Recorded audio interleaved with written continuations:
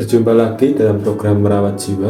Saat ini kita akan bersama-sama membaca dari kitab Keluaran 2 ayatnya 11 sampai ayat 22. Lembaga Alkitab Indonesia memberikan judul Musa membela bangsanya, ia lari ke tanah Midian. Pada waktu itu ketika Musa telah dewasa, ia keluar mendapatkan saudara-saudaranya untuk melihat kerja paksa mereka. Lalu dilihatnyalah seorang Mesir memukul seorang Ibrani, seorang dari saudara-saudaranya itu. Ia menoleh ke sana sini, dan ketika dilihatnya tidak ada orang, dibunuhnya orang Mesir itu dan disembunyikannya mayatnya dalam pasir. Ketika keesokan harinya ia keluar lagi, didapatinya dua orang Ibrani tengah berkelahi. Ia bertanya kepada yang bersalah itu, "Mengapa engkau pukul temanmu?" Tetapi jawabnya, "Siapakah yang mengangkat engkau menjadi pemimpin dan hakim atas kami? Apakah engkau bermaksud membunuh aku, sama seperti engkau telah membunuh orang Mesir itu?" Musa menjadi takut, sebab pikirnya, tentulah perkara itu telah ketahuan. Ketika Firaun mendengar tentang perkara itu, dicarinya ikhtiar untuk membunuh Musa. Tetapi Musa melarikan diri dari hadapan Firaun dan tiba di tanah Midian. Lalu ia duduk di tepi sebuah sumur. Adapun imam di Midian itu mempunyai 7 anak perempuan. Mereka datang menimba air dan mengisi palungan-palungan untuk memberi minum kambing domba ayahnya. Maka datanglah gembala-gembala yang mengusir mereka. Lalu Musa bangkit menolong mereka dan memberi minum kambing domba mereka.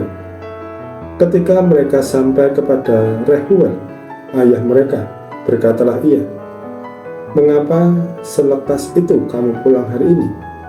Jawab mereka, "Seorang Mesir menolong kami terhadap gembala-gembala. Bahkan ia menimba air banyak-banyak untuk kami dan memberi minum kambing domba." Ia berkata kepada anak-anaknya, "Di manakah dia? Di manakah ia? Mengapakah kamu tinggalkan orang itu? Panggillah dia makan." Musa bersedia tinggal di rumah itu. Lalu diberikan Rehuelah Zipora, anaknya, kepada Musa. Perempuan itu melahirkan seorang anak laki-laki. Maka Musa menamainya Gersom, sebab katanya, "Aku telah menjadi seorang pendatang di negeri asing." Demikianlah sabda Tuhan bagi kita. Tema perenungan kita saat ini, sulit menolak rohani. Nas yang akan kita jadikan perenungan yaitu pada ayat 11 dan 12. Pada waktu itu ketika Musa telah dewasa, ia keluar mendapatkan saudara-saudaranya untuk melihat kerja paksa mereka. Lalu dilihatnyalah seorang Mesir memukul seorang Ibrani, seorang dari saudara-saudaranya itu. Ia menoleh ke sana ke sini, dan ketika dilihatnya tidak ada orang, dibunuhnyalah orang Mesir itu dan disembunyikannya mayatnya dalam pasir. Musa sejak kecil sudah mendapat perawatan, didikan, ajaran dari orang Mesir. Saat Musa tumbuh dewasa, ada keinginan untuk melihat keadaan saudara-saudaranya yang sedang hidup dalam penindasan bangsa Mesir. Saat Musa berkeliling di tempat kerja paksa itu, dilihatnyalah ada seorang Mesir yang memukul saudaranya Ibrani. Melihat hal itu, Musa tidak terima melihat saudaranya diperlakukan sedemikian kerasnya oleh orang Mesir, sehingga dibunuhlah orang Mesir itu dan disembunyikan di pasir. Anggapan Musa bahwa tidak ada orang yang mengetahui hal itu ternyata keliru, oleh karena ada orang Ibrani yang melihat Musa membunuh orang Mesir. Dari situ Musa mengetahui bahwa berita pembunuhan itu telah menyebar, dan ia memutuskan untuk lari ke Midian sebab Firaun memburunya. Musa yang sejak dini hidup dari fasilitas orang Mesir tidak membuatnya berubah menjadi orang Mesir. tetapi hakikat mengenai siapa dia sesungguhnya tidaklah dapat dirubah. Mau bagaimanapun, Musa adalah orang Ibrani. Darah yang mengalir dalam tubuhnya adalah darah orang Ibrani. Musa tidak dapat menolak nuraninya saat melihat saudaranya diperlakukan kejam oleh orang Mesir. Resiko yang diambil Musa sangatlah besar, yaitu kehilangan kenyamanan dan kemewahan yang didapat dari Mesir.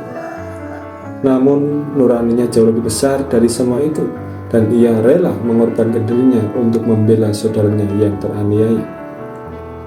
Belajar dari kisah ini, demikian juga halnya bahwa kita sebagai orang Kristen juga tidak dapat memungkiri siapa kita sebenarnya.